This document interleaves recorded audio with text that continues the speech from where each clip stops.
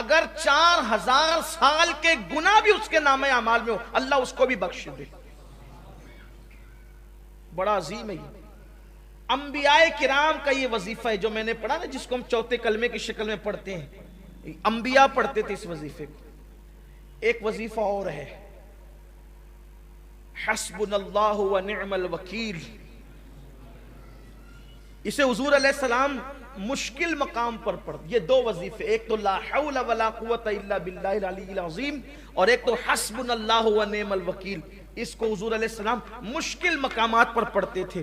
فرمایا جو حسبنا اللہ و نعم الوکیل پڑھے گا، اللہ فرماتا ہے چونکہ تو نے مجھے اپنا کارساز بنایا، اب تیرا کوئی کام بگڑنے نہیں دوں گا، اس لیے اس کو پڑھا کریں. بڑے وظائف ہیں اور بہت زیادہ دیے جائیں تو کہیں ایسا نہ ہو کہ آپ مشکل میں پڑ جائیں.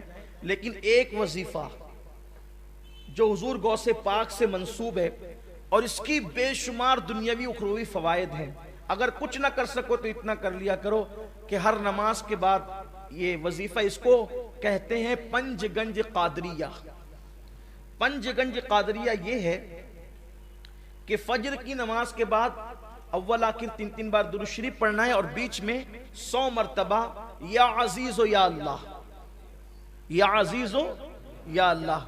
ظہر کے بعد 100 مرتبہ یا کریم و یا اللہ. عصر کے بعد 100 مرتبہ یا جبار و یا اللہ. مغرب کے بعد 100 مرتبہ یا ستار و یا اللہ. عشاء کے بعد 100 مرتبہ یا غفار و یا اللہ. 1 منٹ لگتا ہے اور اطمینان سے پڑھیں گے تو 2 منٹ لگتے ہیں. لیکن وظائف کی برکت ہے. یہ جو یا عزیز و یا اللہ پڑھتا ہے فجر کے بعد، جو کبھی ذلیل نہیں ہوگا نہ دنیا میں نہ آخرت میں. آپ کو ذلیل کرنے والے خود ذلیل ہو جائیں گے، آپ ذلیل نہیں ہوں گے. اس لیے کہ جو اللہ کو عزیز کہہ کے پکارے، خدا اس کو کیسے ذلیل کرے گا. آزما کے دیکھ لیں، کبھی ذلت نہیں ہوگی، کبھی ذلت. آپ کو ذلیل کرنے والا خود ذلیل ہوگا.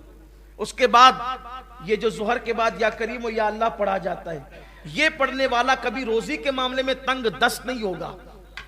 عصر بعد یا جبار و یا اللہ پڑھنے والا کبھی ظالم حاکم اس کو پریشان نہیں کر سکے گا. مغرب کے بعد یا ستار و یا اللہ پڑھنے والا کبھی لوگ اس کے عیب کی وجہ سے اس کے عیبوں کو اچھال نہیں سکیں گے اور اچھالنے میں کامیاب نہیں ہو سکیں گے. عشاء کے بعد یا غفار و یا اللہ پڑھنے والا اللہ تبارک و تعالی اس کے بستر پر آنکھ بند ہونے سے پہلے اس کی مغفرت فرما دے گا.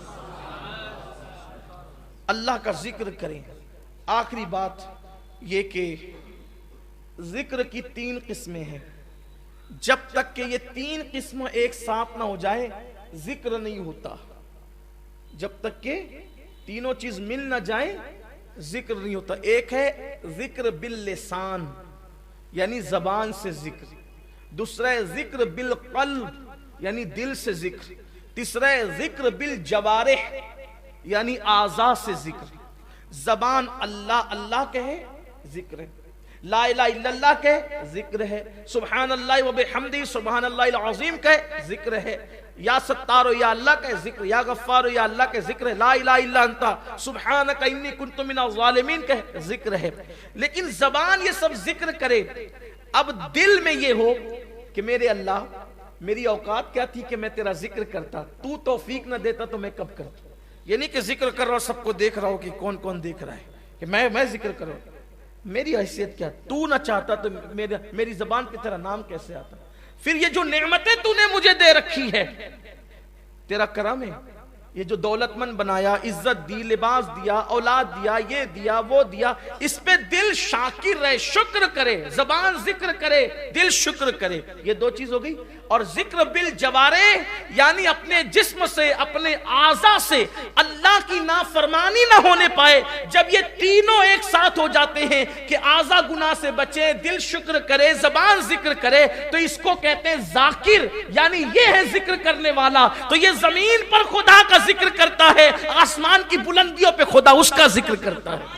شرق گرگ میں پھر اس کے چرچے ہونے لگتے ہیں. تو میرے آقا علیہ السلام سے انہوں نے پوچھا، آقا اس عرابی نے کہ یا رسول اللہ میں مقام خاص چاہتا ہوں اللہ کی بارگاہ میں. تو کہا کہ ذکر کرنے والے بنو. اللہ تعالی ہم سب کو توفیق عطا فرمائے، ہم ذکر کریں اور آخری جملہ کہنے چلا تھا، لیکن چونکہ آئندہ ہفتے اس کے آگے سے بیان ہوگا، اگر زندگی رہے گی تو ذکر کی ایک بات اور کہہ دوں تاکہ بات مکمل ہو جائے۔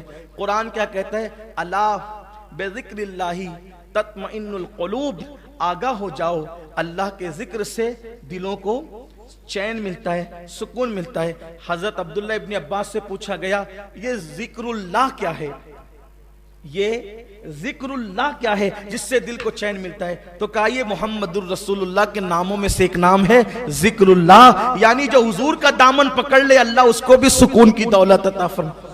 اسی لیے میرے امام کہتے ہیں ان کے نثار کوئی کیسے ہی رنج میں ہو، جب یاد آ گئے ہیں سب غم بھلا دیے۔ اللہ کی بارگاہ میں مقام چاہتے ہو، ذکر کرو۔ الحمدللہ ہر جمعرات کو اپنے مرکز پر مسجد یا رسول اللہ میں آدھے گھنٹے کے لیے، صرف آدھے گھنٹے کے لیے ذکر کی محفل ہوتی ہے، اور اس کا طریقہ یہ ہے کہ جیسے عشاء کی نماز ختم ہوتی ہے دعائے ثانی نہیں ہوتی، اور وقت کی پابندی کے ساتھ صرف آدھا گھنٹہ ذکر کرایا جاتا ہے۔ چونکہ بہت دنوں سے یہ شروع ہے اور میں مصروفیت کی وجہ سے دورے پہ رہا تو میں شریک نہیں ہوا، لیکن اس جمعرات کو میں خود شریک تھا اور میری خود شرکت رہی، الحمدللہ اس میں بڑا سکون ملتا ہے۔ تو آدھے گھنٹے کا ٹائم نکال کر، جمعہ کو تو آپ آتی ہیں بیان، اس میں کوئی بیان نہیں ہوتا، صرف خالص ذکر ہے اور اس کے بعد دعا ہے۔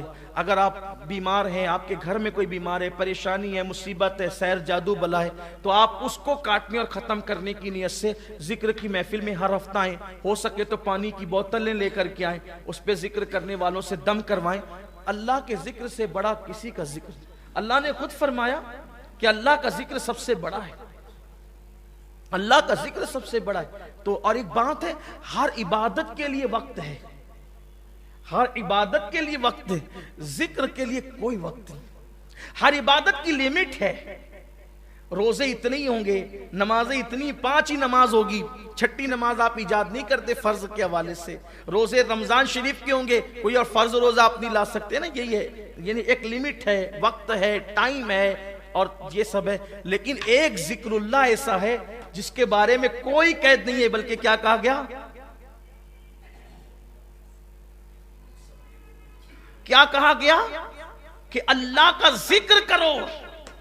کس طرح کرو؟ بکرتم واسیلا، صبح بھی کرو اور شام بھی کرو، اور کتنا کرو؟ تو کہا کثرت سے کرو، ذکرن کثیرا فرمایا۔ اللہ کا ذکر کثرت سے کرو، کوئی حد نہیں، کوئی شمار نہیں، بے شمار اللہ کا ذکر کرو، اٹھتے بیٹھتے سوتے جاگتے۔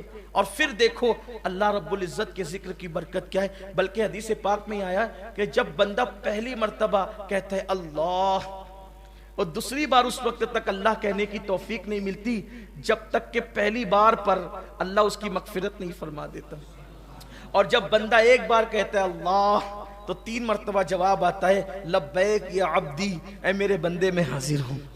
یہ اللہ کے ذکر کی برکت ہے، ذکر سے قریب آؤ، چلتے پھرتے بھی ذکر کر لیا کرو۔ اللہ تعالی ہم سب کو توفیق عطا فرمائیں۔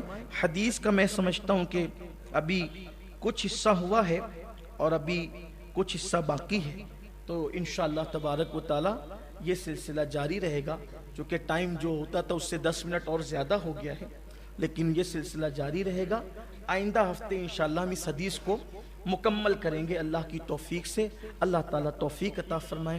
گفتگو کے درمیان کوئی غلطی ہو تو اللہ معاف فرما دے۔ چونکہ آئندہ ہفتے 10 تاریخ رہے گی اس مہینے کی، آئندہ ہفتے اس مہینے کی 10 تاریخ رہے گی، تو جمعہ کا دن بھی ہوگا، ہفتہ وار اجتماع بھی ہوگا، اور جیسے ہم نے اعلان کیا تھا پچھلے 11ویں شریف کے موقع پر کہ اب توشہ مبارکہ کا پروگرام اور ختم قادریہ شریف کا پروگرام ہر مہینے جب وہ 11 تاریخ کو رکھا جائے گا، تو اب وہ 11 تاریخ آنے والی ہے، تو انشاءاللہ تعالی آئندہ جمعہ کو اجتماع بھی ہوگا، اور اجتماع کے ساتھ ساتھ ختم قادریہ شریف اور توشہ غوث اعظم کی محفل بھی ہوگی انشاءاللہ، یہ سب ایک ساتھ ہوگا۔